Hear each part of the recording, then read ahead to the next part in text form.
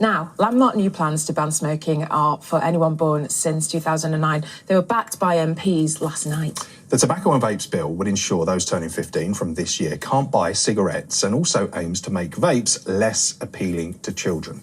Reece Stevenson finds out how this will be welcome news to some parents who are really worried about their safety. Vaping is often marketed as a healthier alternative to smoking, which accounts for its rise in popularity in recent years. But these brightly coloured, sweet-flavoured e-cigarettes have become more popular amongst children too, with more than 1 in 5 11 to 17-year-olds admitting to having tried vaping. Doctors are concerned about how this could damage children's lungs. Which is part of the reason why the Chancellor announced in the budget this year plans to tax vapes in order to discourage children from buying them.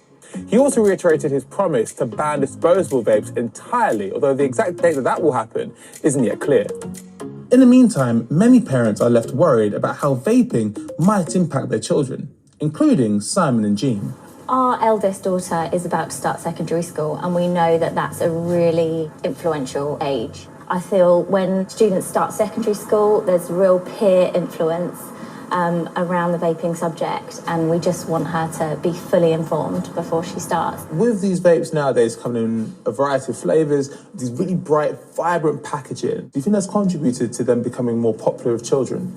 Absolutely. I mean, what child want to have a sweetie called Pineapple Crush? We completely appreciate that trying to stop smoking for adults is beneficial, but I think it was a real afterthought of the kids and how they would perceive it. I don't think anybody saw it coming, and now it's an epidemic amongst teenagers.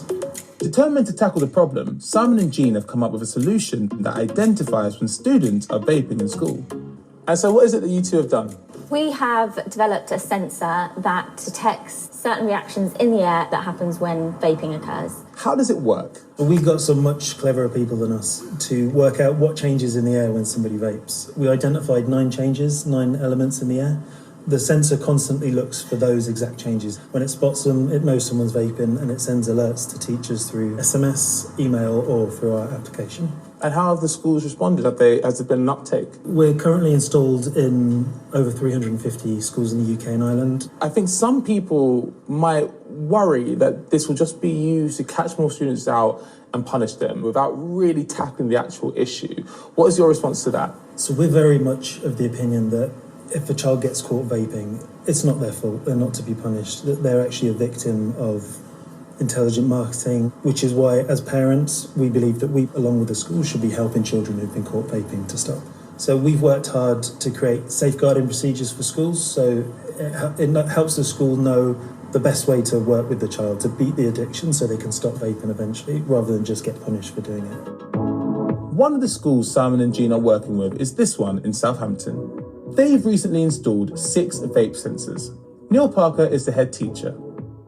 So why is it important that we are installing these vape sensors in schools? I think one of the great dangers of vaping is that it may be an epidemic, but it's a hidden one. So it's very difficult to understand the actual breadth and depth of the issue. These vape detectors give us an opportunity to find out what's going on in sometimes very difficult to access places within the school. And how do you decide where you're going to place them? Vaping is not going to be taking place in lessons, it's not going to be taking place in very public spaces. It's going to be taking place in changing rooms, in toilets, in places like that, where it's less easy to supervise. So that's where we put them. Now, this is all sounding a little bit Big Brother, and I imagine that some people might think technology like this, it might be a step too far. Yeah, I can absolutely understand that point of view. Really, what we are doing here is we are trying to protect young people against a hugely addictive habit. And in order to be able to help them, we do need to know who they are. And so getting past that hidden element is key. We're very open about this. We don't want to be trying to catch people out. That's not the point of the exercise. So we talk about this in assemblies, and we've also gone out to parents and let them know that it's happening. The support from our parents has been really positive. Will Collinson is one of 8 members of staff who receive an alert to their phone when the sensor is triggered. So can you show me how it works in the school? Yeah, so here we are in the boys' changing rooms, and we've got our newly installed filter just behind us that's constantly monitoring the quality of the air. And when that quality changes to indicate vaping, what happens is it instantly sends an alert, and a number of key staff around the building will get an alert on their phone. And I've got an alert right here.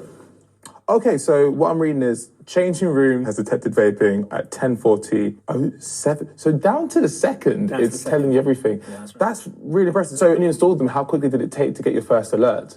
We installed them and it was half an hour later before we got our first alert. So that shows you an indication of how big the problem is.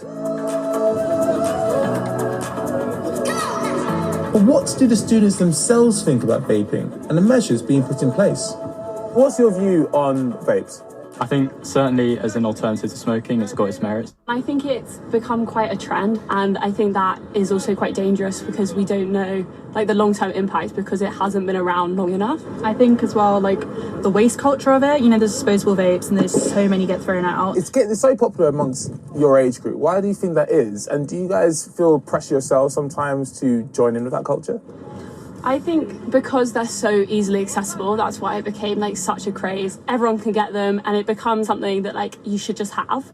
Because they come in like, you know, amazing colours. I think it's the flavours as well. Yeah, it's like they're made for us to collect. Yeah. One charity that's been campaigning about the health risks associated with child vaping is Action on Smoking and Health, or ASH for short. Deborah Arnott is the charity's chief exec.